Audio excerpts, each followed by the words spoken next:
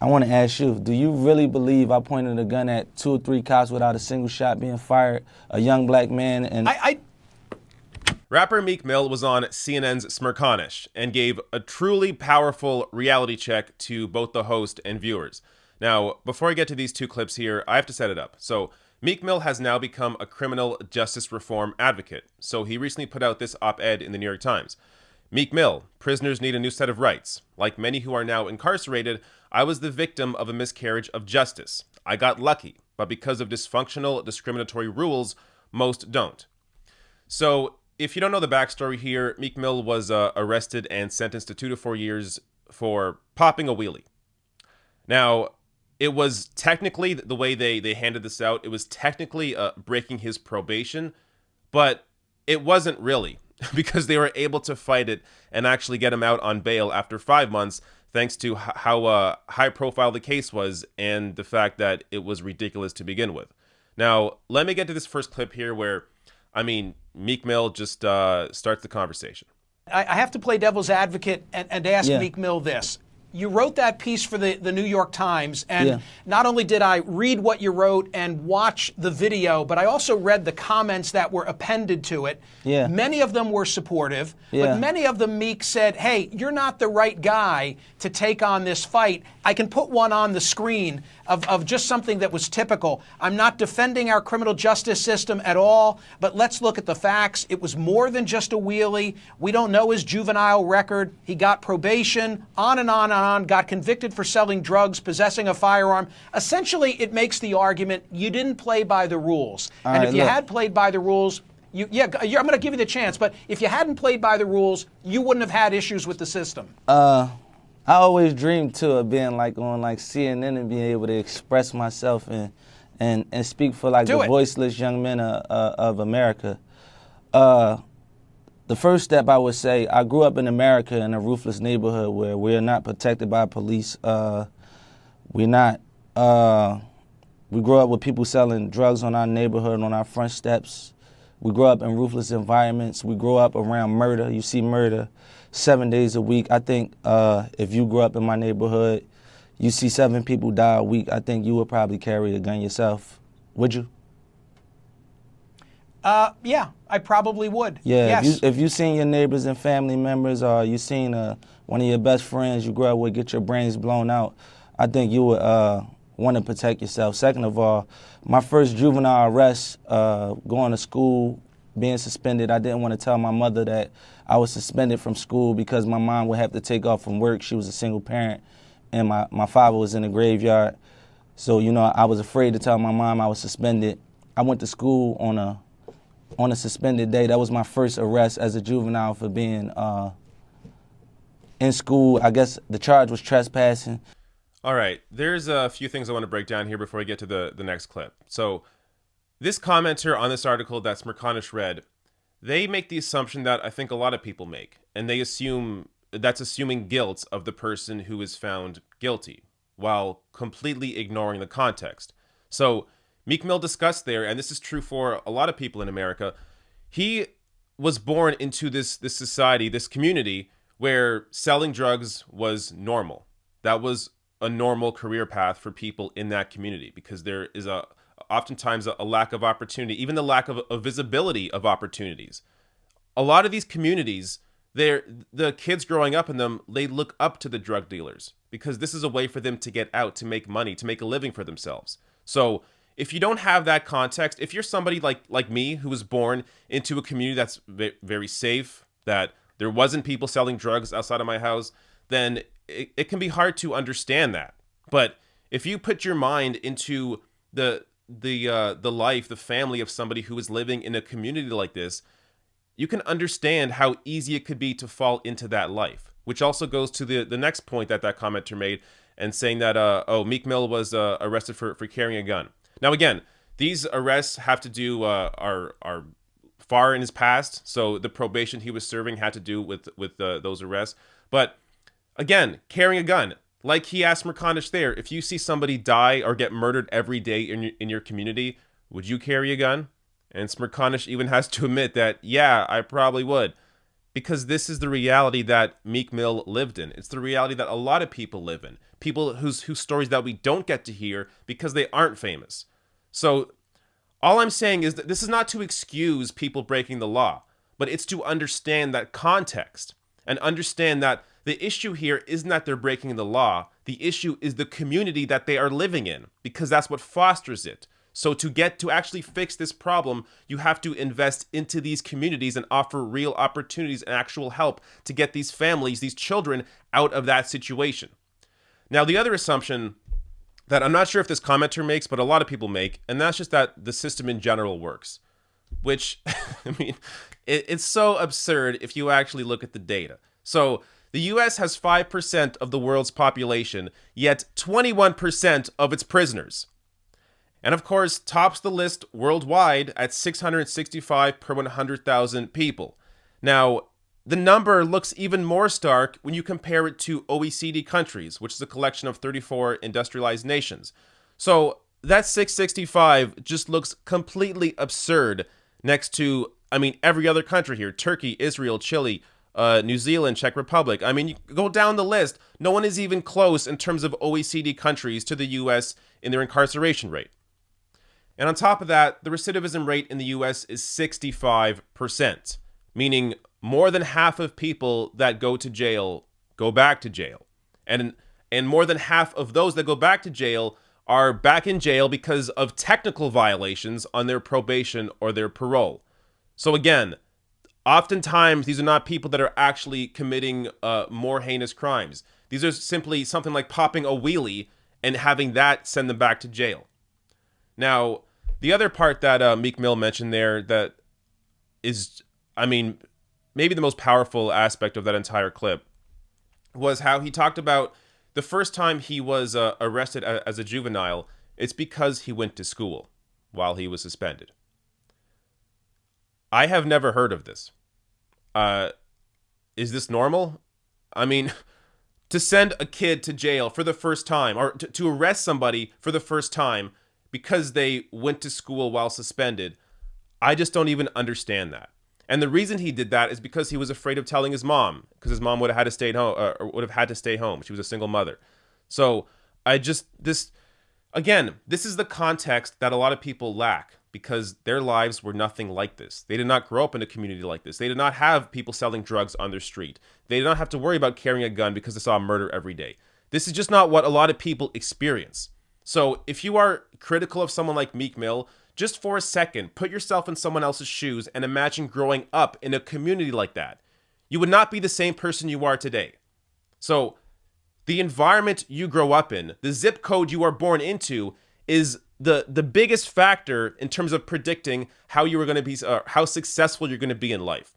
So if you are born into a wealthy community, there is a good chance that you are going to live a very happy, wealthy life. If you are born into a very poor community, there is a very good chance that you are going to remain poor. These are just the facts.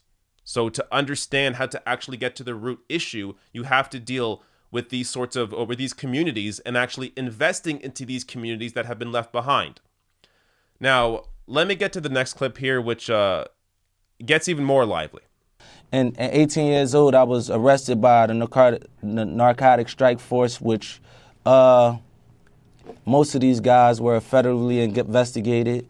Most of these guys were found out to be liars. They lied on the stand and was proven to be liars. I was arrested for pointing a gun at a whole strike force. Do you know what a strike force? A strike is when 5 or 6 cops come to do a bust. I was arrested for pointing a gun at 2 or 3 cops without any shots being fired. And this is for America. Now we have like cameras and hand cameras. I want to ask you, do you really believe I pointed a gun at 2 or 3 cops without a single shot being fired? A young black man and I don't know what the underlying facts are. I just don't want to ignore the argument that some make that, hey, Meek Mill's not the guy who should be making this case. I just want to explain it. I just want to know from a personal opinion, do you believe a young black man in America can point a gun at 2 or 3 cops, because I'm not the only one that get found guilty for these things. Cops charge people with these things at an alarming rate, and people take deals because they don't have lawyer money or they can't afford attorneys to even fight for their freedom. Do you believe that a young black man can lift up a firearm and point a gun at 2, 3 cops while they're attempting to do a bust with their firearms out and not a single shot being fired? That don't even make sense in America. And I never really spoke on that because I never valued myself growing up in a ruthless environment. I seen that happen to many kids, so it was just normal to me. And as I grew up, I always felt embarrassed being around like my Caucasian friends. And I used to always say, like, do you believe I pointed a gun at a cop? Where I come from, like, I'm on a successful path. I got sense. Pointing a gun at a police officer is suicide for a black young man. I never thought about committing suicide in my life, so that's almost like disrespect to me. And I was accused by another black cop, which things I speak on my album Championship, where I talk about self-hate. So I don't know how people could say that they don't think I should be the face of it. I was wrongly accused. I was sent to jail multiple times for not even committing crime. I've been sent to jail at least 2 or 3 times just for being addicted to Percocets and never sent to rehab. I was sent to jail for popping a Wooly. If you follow me on Instagram, which many of these kids in America do, I've been popping Woolies on my Instagram across America for the last 10 years, and I never was arrested. The farthest it ever went was a traffic ticket. And my whole message to get across is, if somebody like myself who's doing so good for myself, I'm not involved in crime, I've been working, I employ people, I pay taxes, if probation can stalk me down and bring me back to a state penitentiary without committing crime, what could it do to these other kids that are trapped in these environments surrounded by crime and violence? They don't stand a chance. You have thousands of kids that will be destined to be put in prison for the rest of their life. Their beds are already made up. All right, so there's a lot I want to talk about here because we really need to drive these facts home. So the last thing that Meek Mill discussed there, how the bed is already made for a lot of these kids, it's true. Just, again, think about it. If you are born into a community where it is full of crime, it lacks opportunity, and oftentimes the only way to feel safe and have opportunity or have money is to get involved in that crime. This is just the reality for a lot of people. Now, you may think, on your in your happy community, oh, I would never do that. I would never turn to crime. You are not put in that situation. It's a much different experience when you are actually growing up in that environment. As I said, your zip code determines your success in life. If you are born into a wealthy community, you start on a fantastic path. If you are born into a crappy community full of crime, then you are likely to get into that life. So all you have to do is use some common sense. And also extend that common sense to what Meek Mill was talking about in terms of him pointing a gun at cops and getting arrested for that. If he actually pointed a gun at a bunch of cops, would he be alive today? No. I mean, there is 99.9% chance that he would have been shot and killed. That's what often happens. Oftentimes, black people are shot without having a gun at all.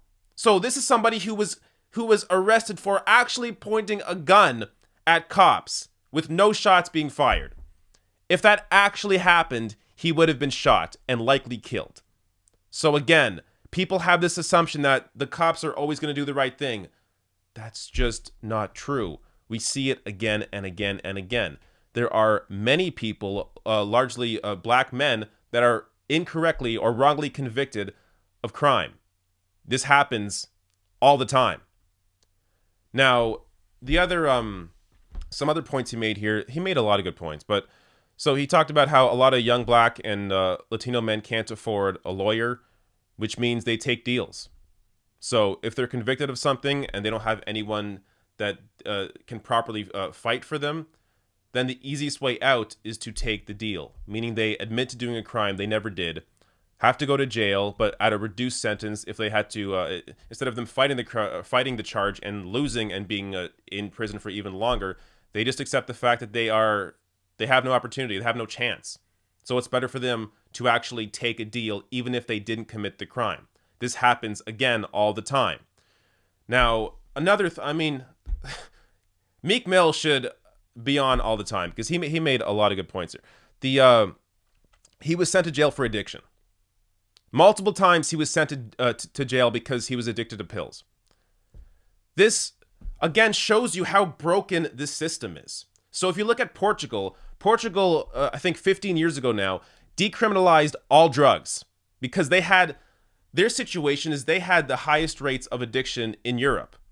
They decriminalized all drugs, put that money into healthcare and prevention, and now 15 years later, they have the lowest rate of drug addiction because they took the crime element out of it and actually treated addiction as it is, a health issue.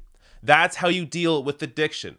Throwing people in jail does not solve anything, and it makes the problem worse.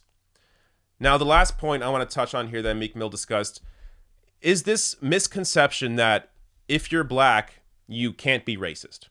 So if you're a black cop, then you can't possibly be racist against black people because you're black. Complete bullshit. So let me give you some facts here. Josh Carell, a psychology professor at the University of Colorado Boulder, tested these biases through a video game simulation in which people were tasked with quickly identifying whether virtual suspects possessed a weapon and should, as a result, be shot. The results: subjects of all races were quicker to shoot black suspects compared with white ones. Carell explained to Janae Desmond Harris for Vox, "We think this represents an awareness of a cultural stereotype. Not that our participants believe necessarily that black men are more dangerous than white men, but by virtue of the movies they watch, music they listen to, etc. They're getting the idea that black male goes with violent. The group and the idea are linked together in their minds, whether they agree with that stereotype or not. It's also possible that being a police officer and integrating into the culture of the job could make a cop, even a black one, racist." Adam Waits, a social psychologist at Northwestern University's Kellogg School of Management, pointed to the concept of de-individuation, which says that people lose their sense of self-awareness while in groups. This changes the self-identity of all police officers regardless of race.